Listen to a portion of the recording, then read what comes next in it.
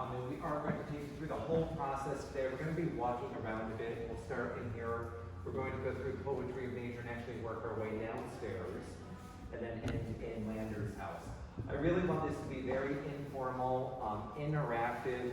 Everybody has a color card deck with them because as we go through, I'll be asking you some questions as well. As questions come up throughout our walk, please just interrupt me and ask. But I really want this to be a fun, interactive tour of the process that we go through. So like Lisa mentioned, Denise and I have been working with the New Britain Museum of American Art since 2018 in the planning stages of or beyond Georgia O'Keeffe, which covered all of these galleries here. It's usually a 3 to 4 month process. We're going to take you through all the steps that ultimately get you to this spot. But a little bit more about myself. I've had my business now for 7 years in Simsbury, Connecticut.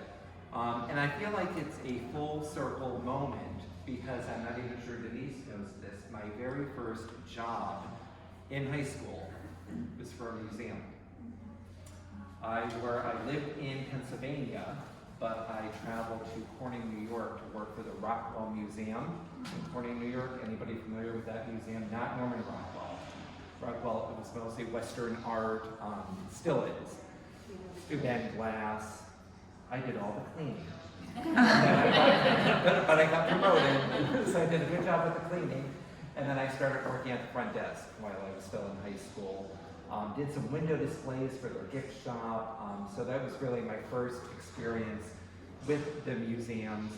And then when I went off to college, I actually did start studying color theory and lighting. I wanted to be a lighting designer, not for fixtures, but for like in museums, restaurants, retail stores. That's really what I wanted to do. And one of my professors, Dr. Christine Kestner, who taught color theory and lighting, she actually did her dissertation for her PhD in museum lighting design. So really, as I was putting my presentation together, it really just is like a full circle moment. Then I went into retail. That's a whole boring story, but that went on for 24 years. Then I opened my business. Some of the fun things since I've had my business, one, I got to teach a color and painting workshop at NATO in Belgium just a couple of years ago. Certainly fun, once-in-a-lifetime opportunity. So I got to do that early on. I was trained by Annie Sloan in Oxford, England, early in my new career as a business owner. That really kind of helped launch my business. I've done color consulting in London, and then right at the beginning of COVID, we actually got to be a part of the Elizabeth Park Restoration and New Visitor Center. So we've really done a lot of fun projects, and obviously working here at the museum too. Any questions about my past? No? Okay. So we're going to start with the process. Like I said, we usually try to be 3 to 4 months out before an exhibition. So we're already starting to work on the next one that will be happening in June. We meet with the curator of the museum and the collections manager of the museum, and we get files of what will be included in that exhibition. That is our starting point. Then Denise and I go off because we start doing a lot of research. We will go to the public library. We're going to get books on the artists, so that we understand more about their style, how they painted, what colors they used, so that we really have a full understanding of what the exhibition is going to be about, if it is a single artist or if there are multiple artists, like as in poetry of nature. Once we get those files and we do our homework, that's when Denise and I, in our showroom, start going through preliminary color choices, like in the deck that you have here. And this is just some of them. This is not all of the colors. This is just the current colors that we have here. What's similar to our showroom and the museum are the bulbs that are being used. So here in the museum, they are very high color rendering bulbs, so that you really have an accurate depiction of what the painting is, and we have those same type of bulbs in our showroom, so that we know when we bring them here, we're going to see accurate color, because lighting plays such a significant difference in how it appears. I think the most amazing part about the process is once we have picked those colors, we actually come back to the museum. Down in the basement is a very, very large model of all of these galleries that we have here. I'm sorry, I didn't even see you there. How are you? Very large model, and a lot of these walls, as you know, can move too. So now we can have a bird's eye view of the layout of the exhibition and even small cutouts of every single one of the paintings, sculptures, anything that will be in that exhibition, and we know where the walls are going to be moved to, so that we have a really good understanding of the layout of the exhibition. And there are some changes that happen during that process, but it really gives us an idea of what everything is going to look like, and the proportions of the paintings, some being small, some being very large. Any questions so far? Yes. Go ahead. How different is the real painting when you see it from what you thought it would be? Excellent question. And that is probably what Denise and I struggle with the most, because in the beginning you're seeing an electronic version. It is one of the reasons why we go to the library. Not only are we doing our background history on the artist, we're trying to get good copies of the paintings, which is not always possible. But that's a really good question. But we start with books. If it is an exhibition that travels around, there's usually a very good quality catalog that I can get so that we can start taking a look at it. But yeah, that is, we do struggle with that, absolutely. Somebody else have a question? Sure. Is the configuration of the exhibit area and the placement of all the works of art cemented before you come in and start figuring out colors and placement of lighting? Very good question, and that is really a very fluid process between the collections manager and the curator, and sometimes outside people like the New York Historical Society all kind of play into the placement, even down to the colors too. But when we are with that model, there will be changes that happen, wall placement might change, and even some of the paintings. And as we talk about the different paintings and how they tell a story, they might switch around as well. So we do go back to that model quite a bit. Denise and I will come here many times before anything goes up on the walls, just to make sure nothing has changed, wall positioning hasn't changed, and that the flow of everything is actually going to work for us. Yes? What library do you do your research in? I live right in Simsbury, and I do think they have a great library there. So we get most of them from there, and then the rest we get from here, from any kind of catalogs or books that they can supply to us. Because you can look up so much online, but the color is not going to be the same.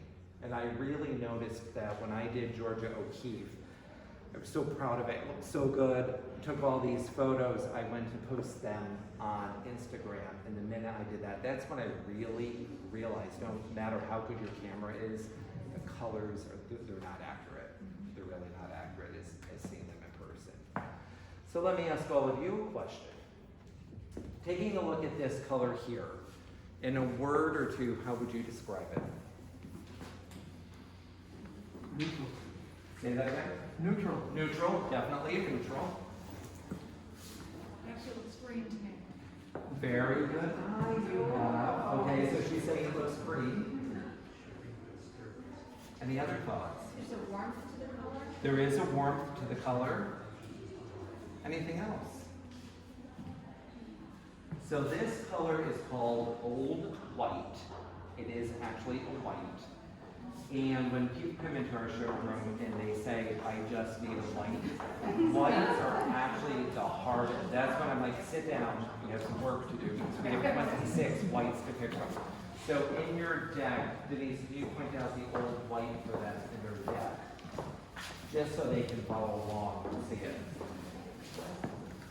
Old white is actually yes, old white.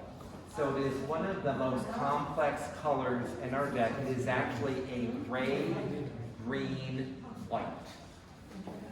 So depending on the lighting and your eye, you can see the gray or the green in it. Now let me ask you another question. How many of you have been through the entire exhibition?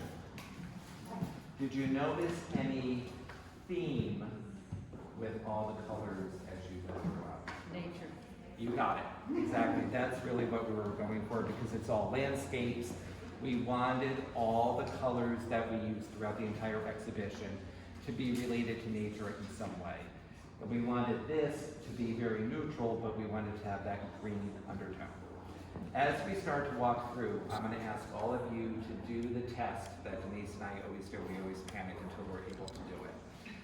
The whole point of us collaborating with the museum is to make sure that we enhance the experience, but the wall should never take center stage. We know it is all about the artwork. And what I said to somebody over the weekend is, if you walk out of a gallery and you're like, I was just in that red gallery, or I was just in that blue gallery, we didn't do our job very well, because if the wall color needs to support the artwork or really be secondary. So as we go through, and literally what we do, you can do it in front of any painting, when you're standing in front of a painting, looking at it, this kind of relax your eyes.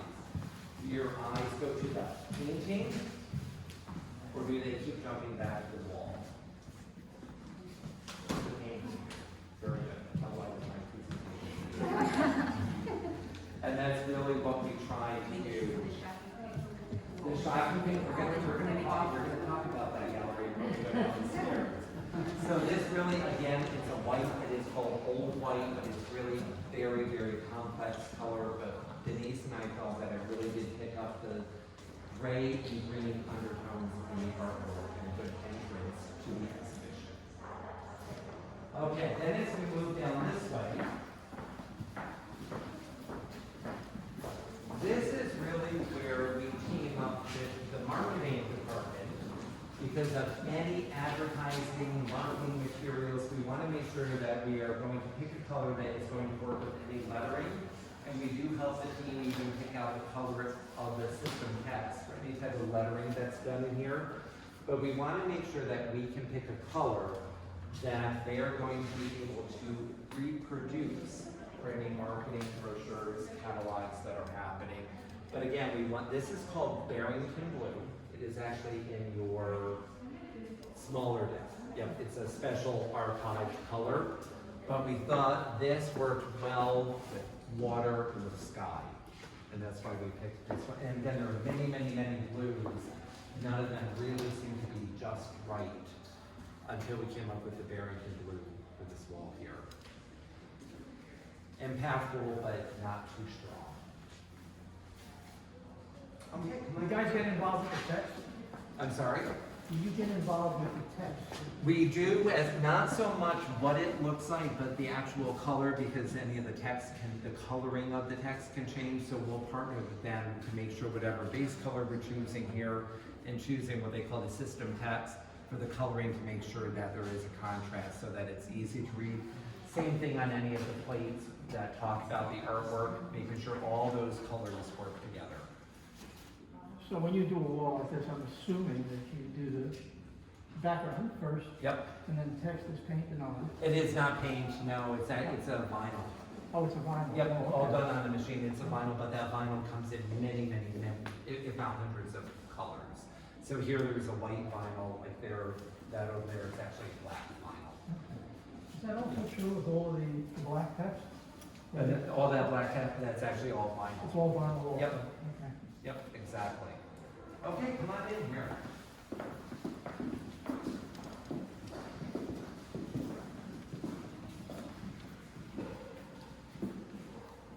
Interesting thing that we had with this exhibition, and we knew about it early on, was with the Hudson River School Landscapes. We knew a lot of them had very big gilded frames, so that did play into our color consulting through this exhibition as well, knowing that we had to take this into account. This particular color here is called Dolphin. It is an archive color. It's one that you actually don't have in either of your decks. But we thought this one, again, earthy, calming. It's not overpowering, but we thought that it worked really well with the artwork that was going to be in this section. And we do different colors to help tell the story of the exhibition as we're going through. This is actually a different story than the other colors around.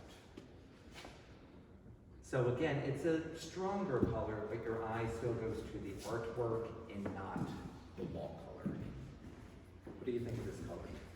I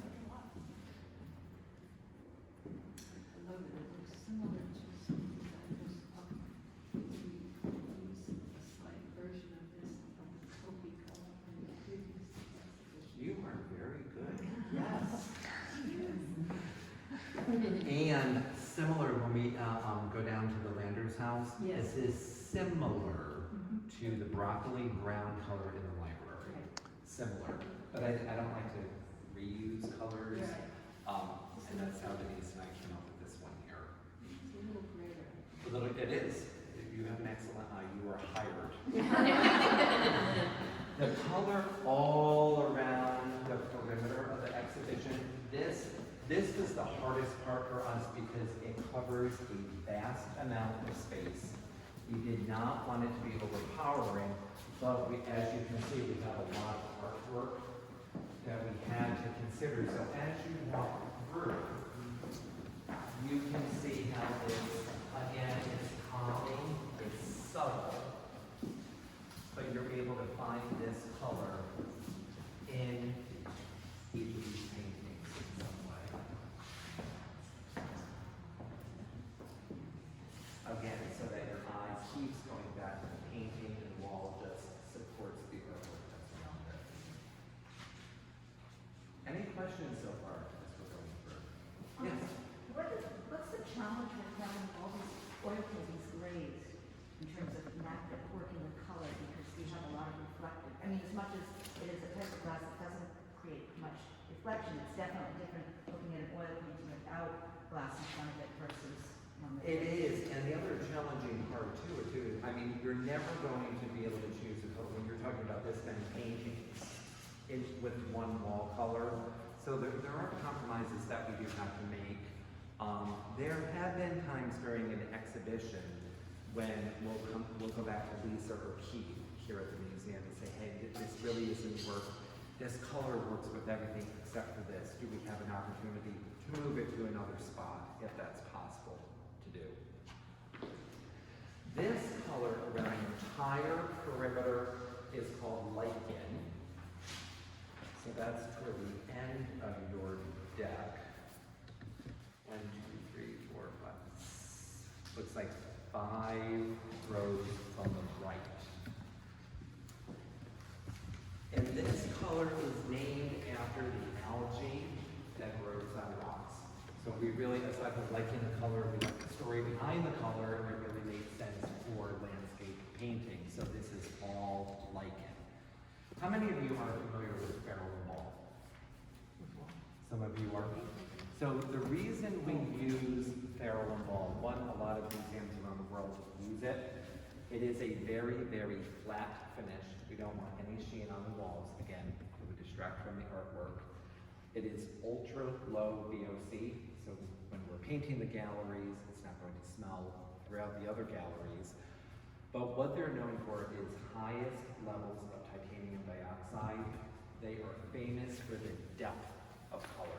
And I always say to my clients, when we paint with feral ball, one, it's almost as if you can reach into the wall. There's that great depth of color. But two, what we love about it is even as you look through here, the way the lighting is, because of so much titanium dioxide in the paint, you get beautiful variations all throughout the day with it. Can I ask you about the lighting? Sure. You top lit all of the paintings. Have you changed the type of bulb based on changing your? All the museum at this point has almost completely switched over to LED. They are a temperature of 3,000 degrees, and they are a 95% color rendering. That's what these bulbs are here. So they're consistent. They are consistent. Yes. Yes.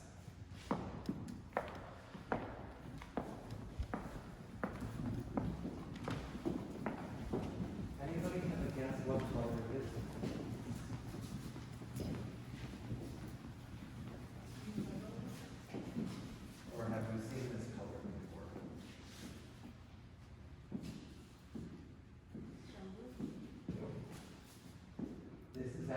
same blue that is on the title wall at the entrance, which is in. But it looks so different, there's a lot of natural light in there, even though the shades are growing still, a lot of natural light. This is that same Barrington blue again. Different story here, which is why we didn't want to do the light in that we did on the, around the perimeter. So this is all Barrington blue, but again, it looks very different than what you just saw as you came into the exhibition.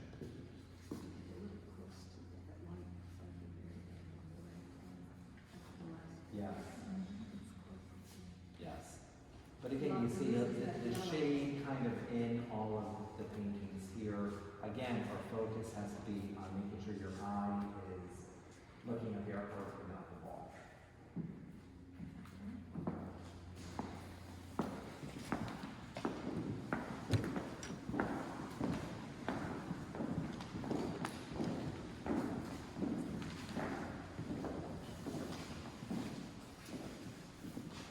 And then for this one here now, going back to when I worked at the Rockwell Museum back in the 80s.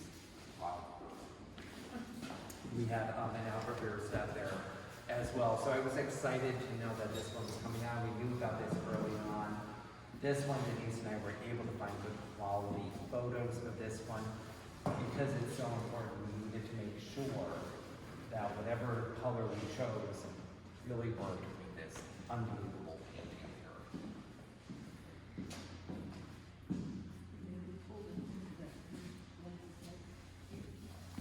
Yes. And what do you think of the wall? Do you like it with the artwork around it? Without being too strong. And then here,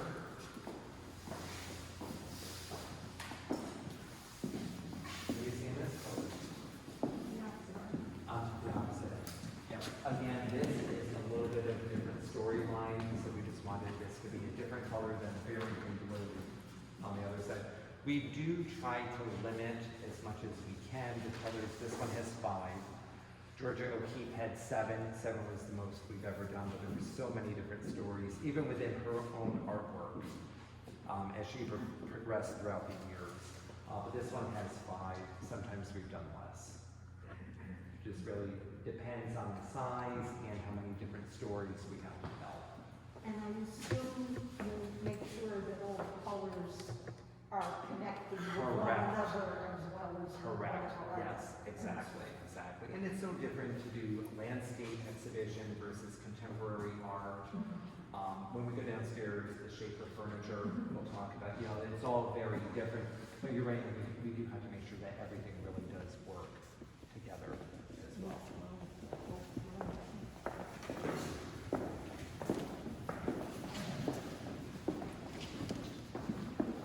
And then here.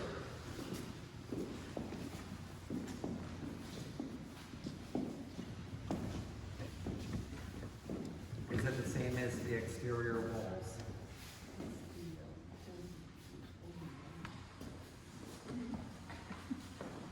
Any guess? Is it the same as what I did on the exterior?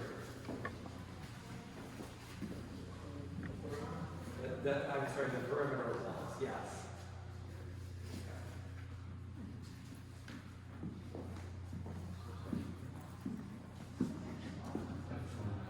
Definitely not, yeah. It's actually a totally different color. This in here is French gray. It is really more green than gray. But again, telling a little bit of a different story here. We wanted to limit the colors. We knew we had to do 5 because of 5 different storylines, but we did not want it to be that different than the perimeter of the exhibition. So this one is just a bit subtler in its color, not as green as lichen, definitely not as bright, even though it's called French gray. And this color was introduced back in the 19th century in wallpapers and home decor. That's how this color came about. Any questions so far?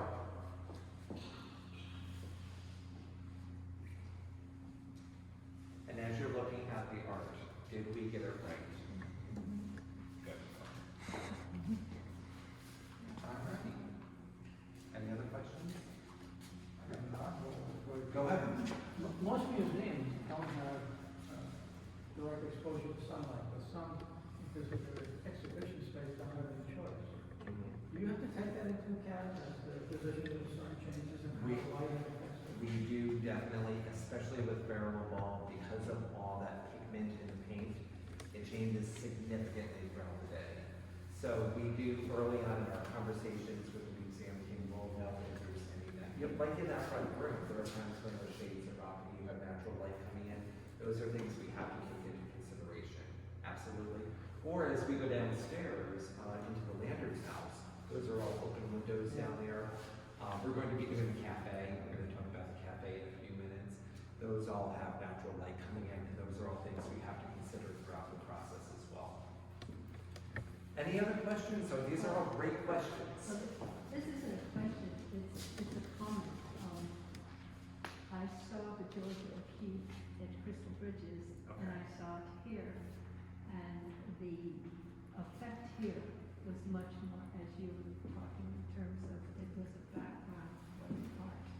There it was much stronger, much almost pure pigment. And the same is true, we had an exhibit and then a talk here on poetry of nature. And the show was from another play, and again, colors were more intense. Yes. And this certainly has a wonderful soft between the fact that you pick subtle colors and the fact that the paint has that wonderful depth that pulls you back instead of out. I think it's wonderful, and Thank you. I appreciate that, and you do bring up a good point. One, when we start the process too, if it's a traveling exhibition, Keith and Lisa will give us the photos from those other exhibitions so that we have an idea of what Right. other museums have done. Two, I do follow on Instagram all the big museums around the world because I always like to see what exhibitions are going on and how they're using color.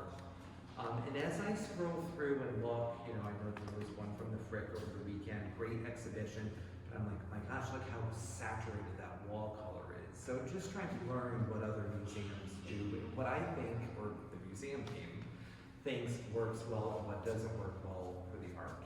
Again, we don't ever want to take center stage. We just want to make sure that we're supporting the art and the story that we're trying to tell within an exhibition. Great point, but thank you. All right, let's make our way downstairs if there are no more questions. Should we ask if we did this first? I did not. From beginning to end, for a major exhibition, Denise and I average about 20 to 30 hours altogether, between traveling back and forth to the museum, doing our research, looking at colors. We really only have one opportunity before it goes up on the walls to make sure that we have the colors right. So there's a lot of time invested in it. With that said, we probably spent a good 6-7 hours in here over a couple of trips, Denise, would you say? I love the work of Thomas Benton. Clearly, as you walk in here, what does your eye go to? The wall color, which is unfortunate. This was actually very, very tricky for us for a couple of reasons. Number one, a lot of color within Thomas Benton's work. Number two, we also had to fight against the brilliant color on the walls as we were looking at samples. So we literally brought our big decks of color in here and just kind of sat on the floor and started playing with it. The paint is here now. This is one of the next galleries that's going to get painted.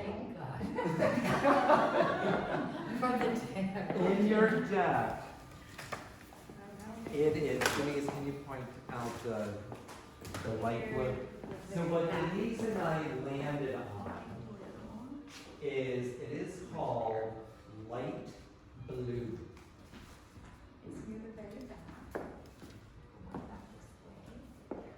Now also keep in mind with your deck, and this is something we always like to tell our clients as well, even though your deck, those are actual paint samples on there, the way the human eye works, the smaller a sample, the darker it's going to appear to your eye. So keep that in mind anytime you're buying paint or anything like that. These are real paint chips, but they look darker because they're small. So the color we landed on for here, so we really kept looking at all of this up close and trying to figure out what would work in this big space here. Plus we have a black and white over there and some more black and whites will be added. So light blue really picks up when I hold it up to the light. You can see how this color is found throughout.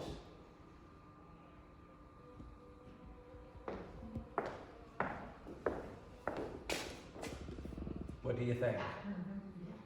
Anything would be good. We struggled with this one though. This was really a tough one, but as we went through everywhere where we held this one, and this one's, it's an interesting color. It'll take on almost a silvery undertone to it, which we thought would work really well. Like you can see the color, It gets in with the. right? Correct, yeah, down here. So this will be the next exhibition. And I'll have a very, very different feel. I'm sorry? Very soon, the paint's already here. It's really just a matter of getting it onto the work calendar at this point. So obviously, the artwork has to come out and be protected. When you're dealing with a very vibrant color like this, we know we have to do several coats of undercoat before we do such a light color top coat, just so none of that undercoat shows through on us. But this will be the next one to be done. Okay, let's continue on. Any questions in this gallery? No? Okay.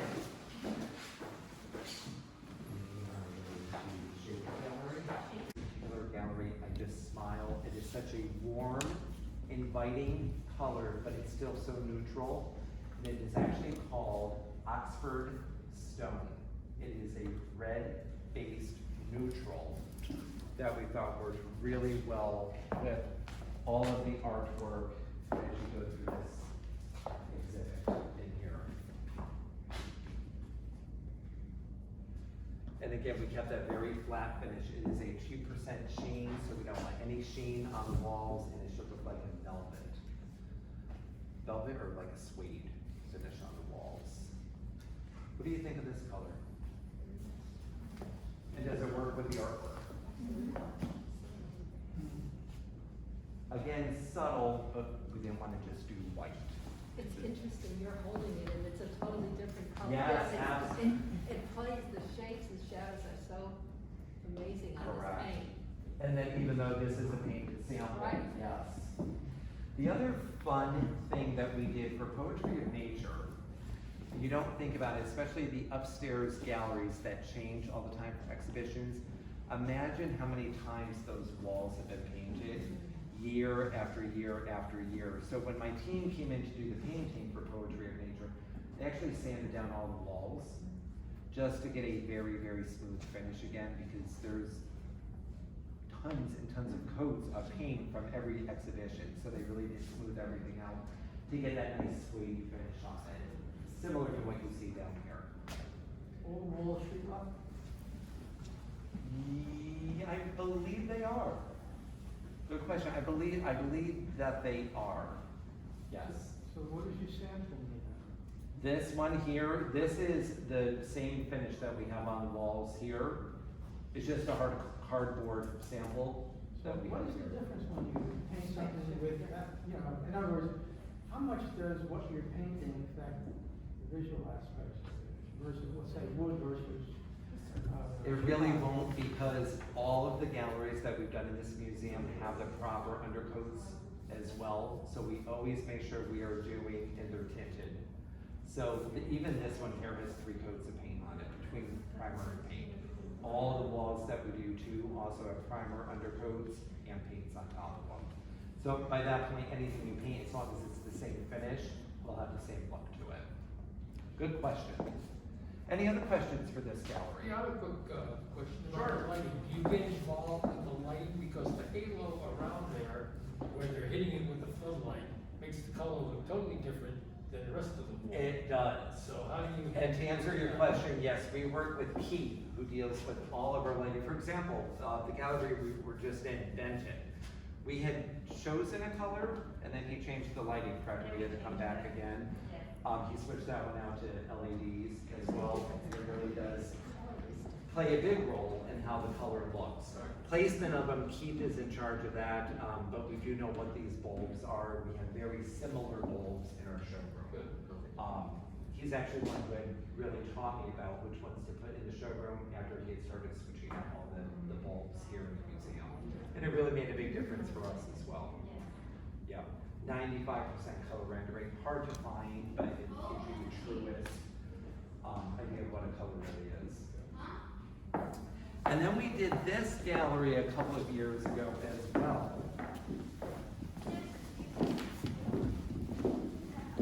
So it is a white, it is a neutral, but what do you see in this color? Green and blue, correct. And that's exactly what it is. So it is a white with green and a drop of blue added into it. And again, in certain areas, it will appear more green, other areas it will appear more blue. When we were given the okay to paint this gallery, we were told this color was to stay, so we wanted to choose something that would work, which I actually quite like it. So I'm glad that that didn't have to get painted, but it had to work with this color on the base, as well as the shape of furniture. So we wanted something neutral with a gray, blue base to it, and I think it really helps to highlight the wood. Any questions?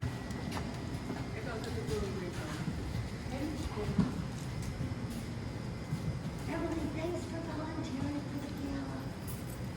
So this one here is a fun project, although it was a bit tricky. And here's why. So this is all going to get repainted next. The paint is here for it. We had to consider the art installation of the greens and blues. And Denise and I, again, we made a couple trips here for this one, kept playing with greens and blues. And we had even considered the light blue, Denise, that we're doing in the Benton gallery.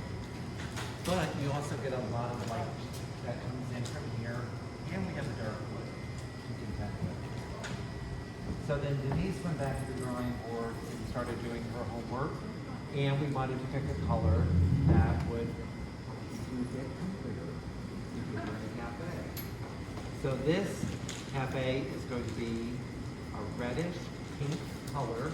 It is called potted shrimp. And it works beautifully with the woodwork in here. We love it with the art installation. And again, this one changes so much throughout the day, especially with all this light pouring. There you go. Now, even on the other side. What do you think? We did want to warm it up a bit too. So, but it's still a nice, subtle color. It won't be overpowering. It was only going to be in here. Yep, so if I hold it up over here.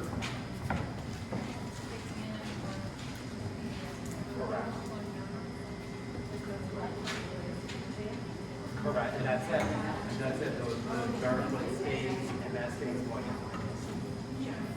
So that would be dark stays here. Say that again. Yeah.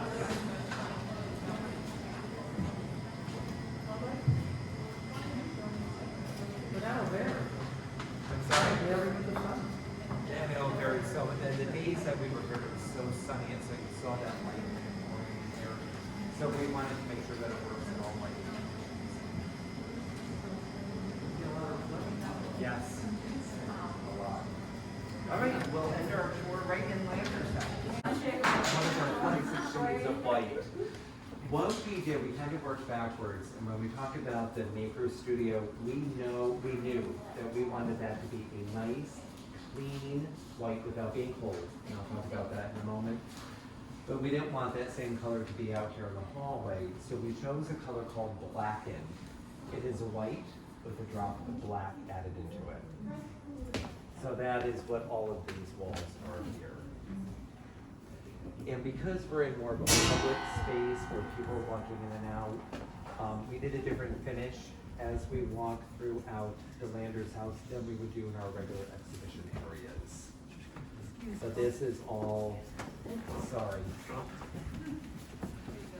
And what we did differently here too, we did want this to be a bit more updated, knowing how this area will be used. And throughout most of the rooms here, we have done the walls and the ceiling the same color in the same finish. And what that does, it gives the illusion of more space. Gives you the illusion of more height.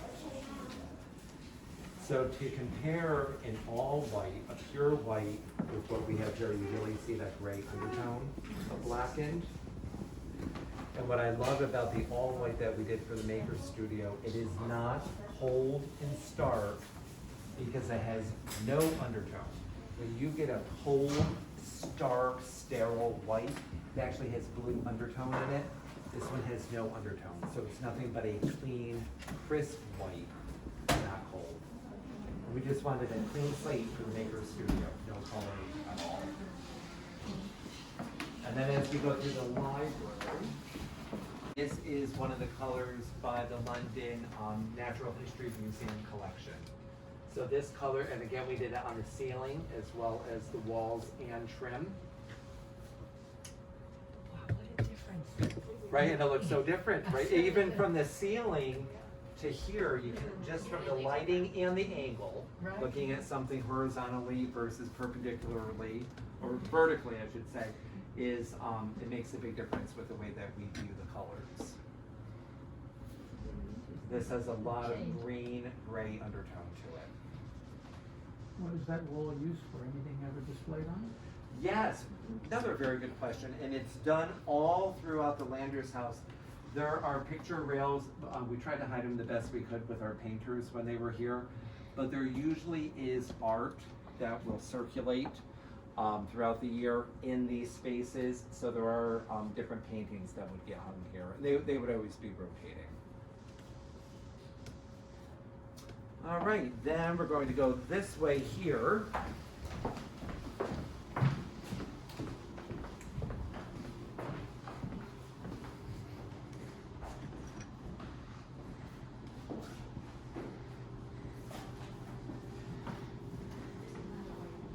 This is definitely not one. No, we wanted to have some fun for the bar area.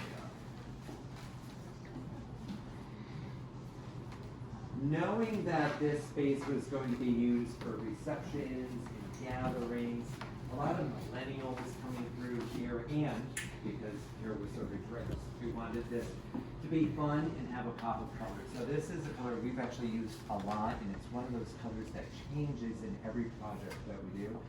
This color is called Down Pipe. It is a steely lead gray. Sometimes, and you see it here a lot today, with a blue undertone to it. And then if you look up there, we do just a little bit of wallpaper with the same colors in it of the down pipe. Just for a little novelty, a little excitement. Little surprise as you walk in the door. And again, this is intended to be a bit more of a contemporary space. Weddings, receptions, anything like that. So it does have a very, very